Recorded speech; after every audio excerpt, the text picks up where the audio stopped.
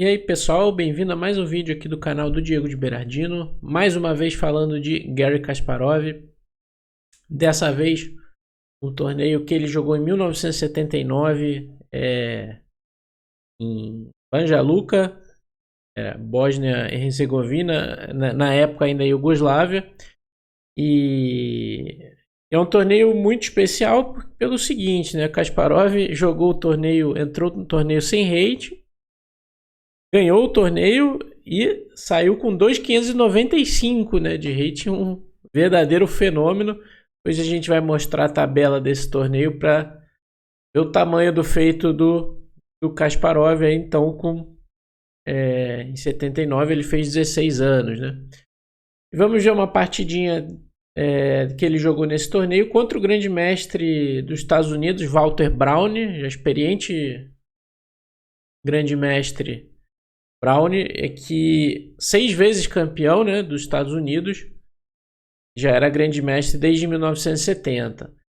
Mas antes da gente começar, você já sabe, deixa o like para não esquecer, se inscreva no canal se você ainda não se inscreveu, né? Lembrando que é muito importante para ajudar a gente a crescer. Vamos então para ver essa partidinha, Kasparov e Brown, jogada na terceira rodada do torneio de Banja Luka.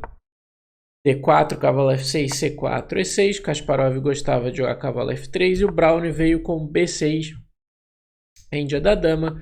Kasparov jogou a sua favorita variante Petrosian, A3, contra a Índia da dama. A ideia é jogar cavalo C3 e não permitir bispo B4. E aqui as pretas jogaram uma das 3 respostas principais, né, que é C5, né? C5 é o terceiro lance mais jogado, depois de bispo B7, que é o primeiro, e bispo A6 também é muito jogado. Mas aqui elas jogaram então C5, as pretas. O Kasparov jogou D5, bispo A6, atacando o peão de C4, dama C2, peão toma, C toma e D6. É um blunder grotesco aqui, cavalo por D5. Claro, por conta de dama E4, cheque. Ganhando material, se o cavalo volta, pega a torre, né? É claro que o Brown não levou esse golpe, ele jogou D6, cavalo C3. E aqui nós temos uma estrutura muito parecida com a Benoni, né? A defesa indo-Benoni, o Benoni moderna, né? Que as brancas trocam peão de C, as pretas trocam o peão de E, né, aqui em E6, pelo de C das brancas. Obtém uma maioria aqui na ala da dama as pretas e as brancas têm uma maioria no centro. Só que nessa versão, as pretas tem algumas diferenças. O bispo já está em A6, aqui as pretas ainda não fianquetaram o bispo, que é a forma mais comum de jogar Benoni. Mas de fato a estrutura é muito parecida. E aqui jogou cavalo BD7, o Brown. Ele poderia jogar G6 para fianquetar o bispo, né? Seria a posição normal. As brancas modernamente têm interessante opção de H4 aqui, como computadores modernos gostam, né? De avançar esse peão H logo no início, quando o cara fianqueta, quando o adversário fianqueta, né? Seria uma opção interessante. Mas G6 é um lance, claro, jogável. Depois de cavalo BD7, o Kasparov jogou bispo F4 para dificultar exatamente G6 e bispo G7 por conta do peão de D6. Então o Brown jogou com bispo E7 mesmo. No entanto, nessa estrutura esse bispo está mais passivo aqui do que lá no fianqueto, onde ele pode jogar na grande diagonal. O Kasparov jogou G3 para fianquetar o bispo. Se ele jogar E4, também é possível.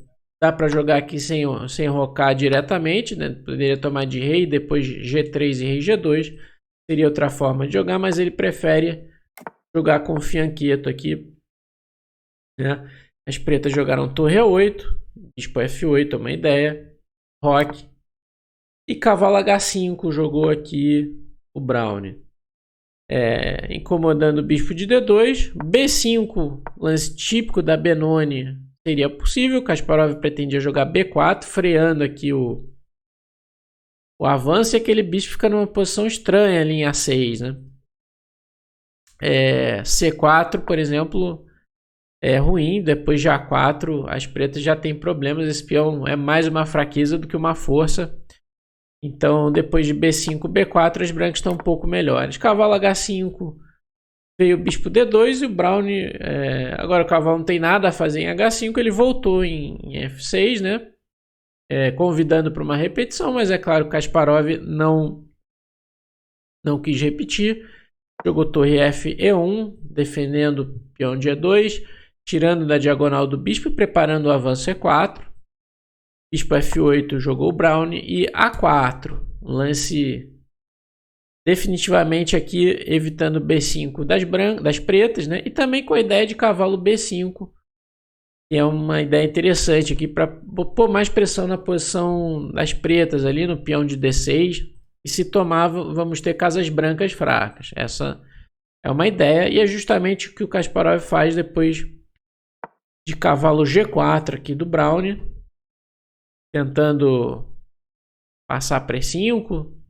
As pretas têm problemas de espaço, então trocar um par de cavalos aqui seria interessante para as pretas. Mas veio o cavalo B5 aqui do Kaspa.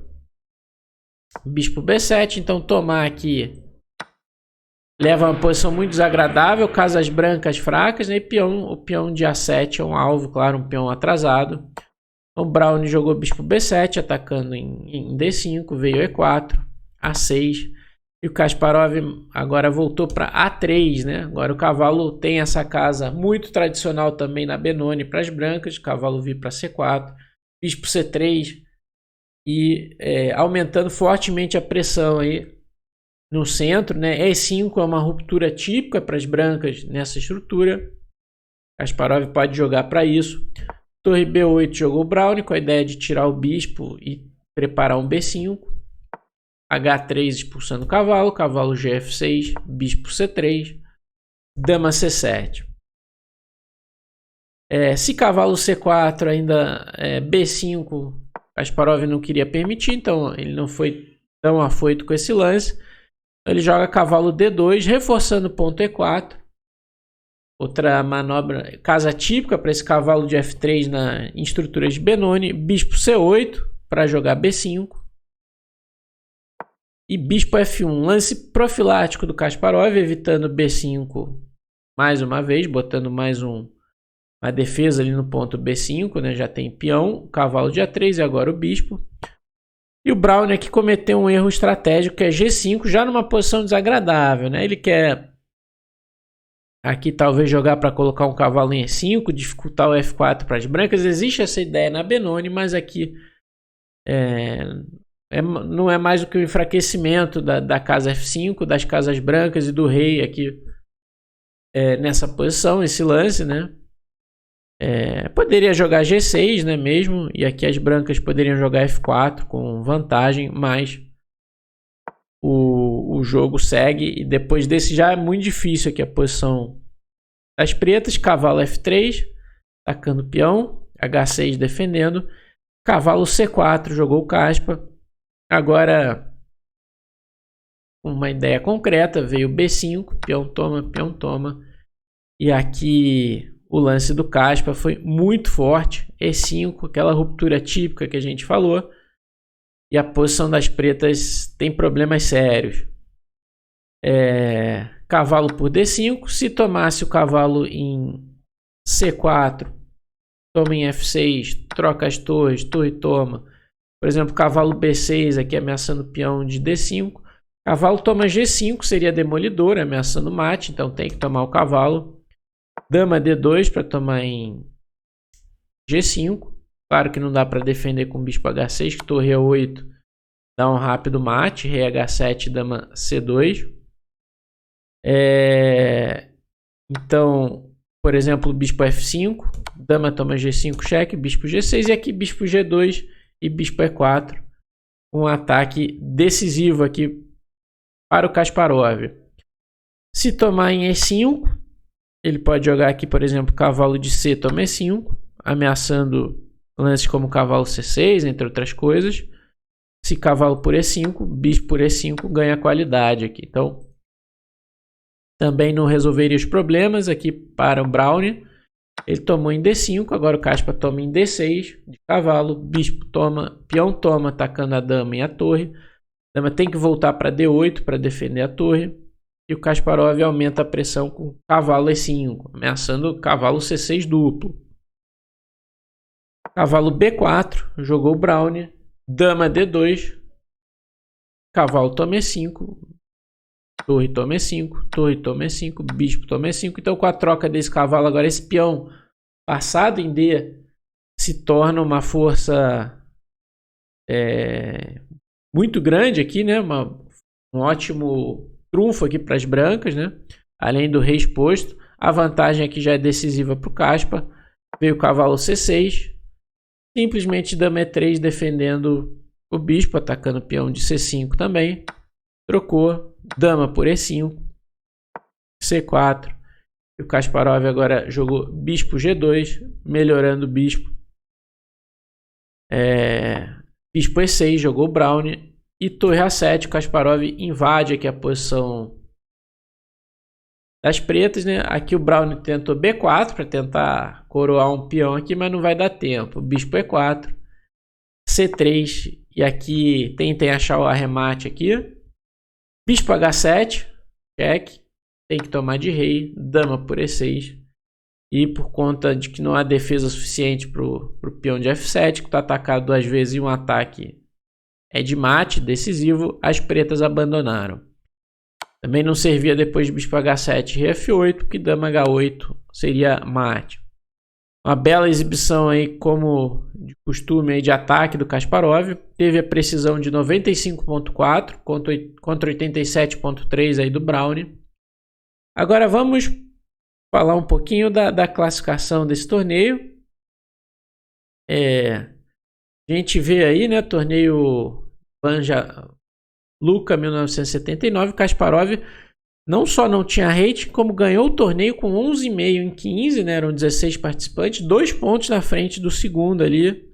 Vários grandes mestres fortes, Meikel, Ulf Anderson, nada mais nada menos que Tigran Petrosyan, né, ex-campeão mundial, e outros jogadores muito fortes, Adorian, Matanovic, Knežević, Brauner e assim por diante. Então, Kasparov fez uma performance absurda e saiu com rating 2.595. A gente vai trazer mais partidas desse torneio aí do Kasparov, né, em outros vídeos aqui no canal.